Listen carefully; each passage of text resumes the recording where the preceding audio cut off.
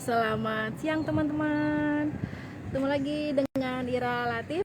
Di sini saya sekarang sedang berada di Kota Rembang. Apa yang spesial dari Rembang? Nah, ini adalah kota tempat tinggalnya Ibu kita Kartini.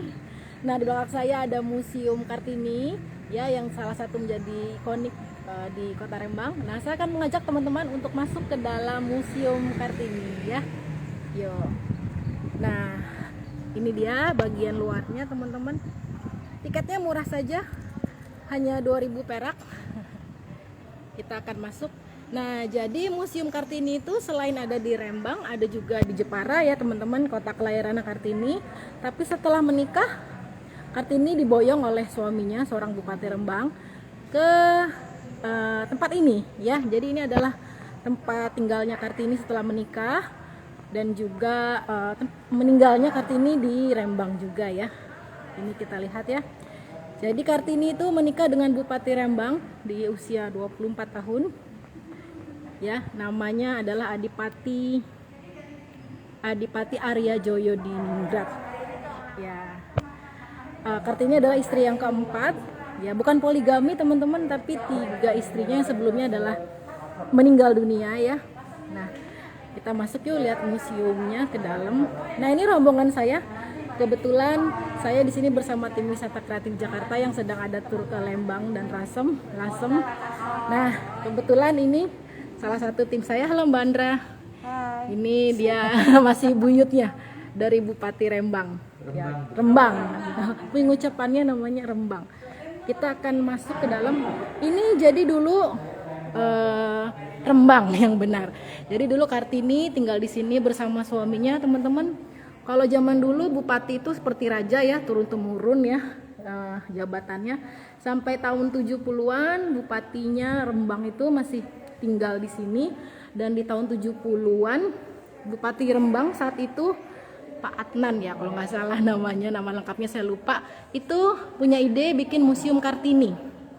Bukan museum sih ya, namanya Kamar Pengabdian Kartini. Nah, ini asal muasalnya Museum Kartini itu dari tempat ini teman-teman. Ini jadi satu kamar ini dijadikan museum. Satu kamar ini saja tempat kamarnya, tempat tidurnya Kartini ya. Nah, tapi tempat yang lainnya belum, karena kan waktu itu masih jadi kantor bupati ya. Baru di awal 2010-an ya, tempat ini diputuskan oleh bupati yang saat itu menjabat, dijadikan seluruh gedungnya menjadi museum, dan akhirnya kantor bupati pindah ya, bukan di sini lagi. Nah, sekarang kita akan lihat ada apa saja menarik di sini teman-teman. Ini ada ruangan utamanya. Kita melihat ya, ada potret Kartini dan Bupati Rembang dan juga anak-anak tirinya ya. Nah, ini halo, selamat bergabung teman-teman di live Instagram ya, langsung dari Museum Kartini. Ini ada potret Kartini dan suaminya. Nah, ini dikisahkan mereka ini setara ya, karena biasanya perempuan itu pada saat itu kalau berfoto tuh adanya di sebelah kiri. Nah, kalau yang ini di sebelah kanan.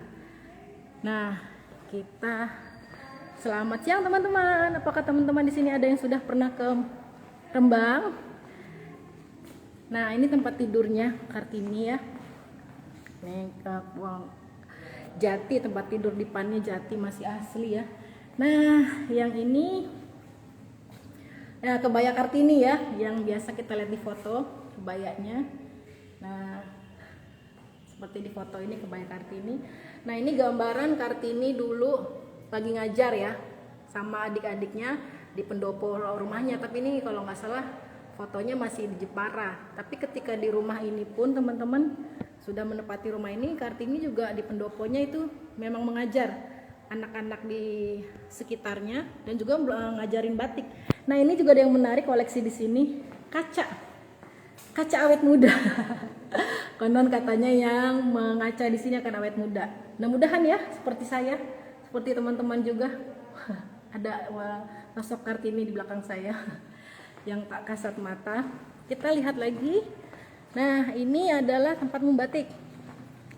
Jadi Kartini dulu di sini juga suka membatik dan juga ngajarin membatik ya. Jadi jasanya besar sekali itu sebenarnya Kartini ya. Nah, ini kamar mandinya. Ini rumahnya, bayang ya dulu tinggal di sini luas banget ya. Ini kamar mandinya, bathtubnya masih asli teman-teman. Bathtubnya masih asli. Selamat bergabung teman-teman, saya sedang live Instagram dari Museum Kartini di Rembang. Nah, kalau yang ini sertifikat dari pemerintah Indonesia ya, yang memutuskan surat keputusan Kartini menjadi pahlawan nasional di tahun 64. Tuh, langsung dari Presiden Soekarno keputusannya. Kita lihat lagi. Nah, kalau yang ini surat tulisan tangan Kartini ya, waktu itu kepada sahabatnya beberapa saat sebelum dia meninggal, tahun 04 ya. Tidak lama setelah melahirkan anaknya waktu itu ya, Susalit. Kita lihat lagi ruangan lain. Selamat bergabung teman-teman. Ini ada ruangan Joyo Adiningrat, ini ruangan suaminya ya. Nah, di sini ada foto-foto suami Kartini ya. Ini fotonya ya. Saya cukup terpaut, beda jauh ya teman-teman ya.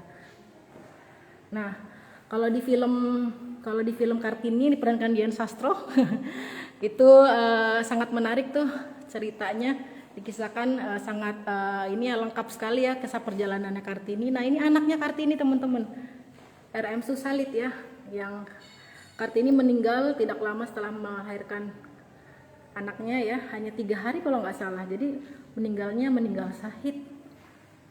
Oke, kita lihat lagi ruangan, ada ruangan apa saja di sini. Oke, ini foto-foto koleksi. Nah, ini ruangan makan keluarganya. Nah, ini Kartini dan 3 serangkai adik-adiknya, Kardinah dan saya lupa satu lagi ya, yang sangat akrab nih, padahal beda ibu. Jadi Kartini itu semasa hidupnya dikisahkan teman-teman sangat ini ya, artistik, jeni ya. Dia suka menulis, suka menggambar. Kartini juga pandai melukis ya. Kartini itu dikisahkan pandai melukis. Nah, kalau ini bapaknya Kartini ya. Salah, ini mertuanya Kartini ya, bapaknya yang si Bupati Rembang ya. Kita lihat lagi di ruangan yang terakhir ya.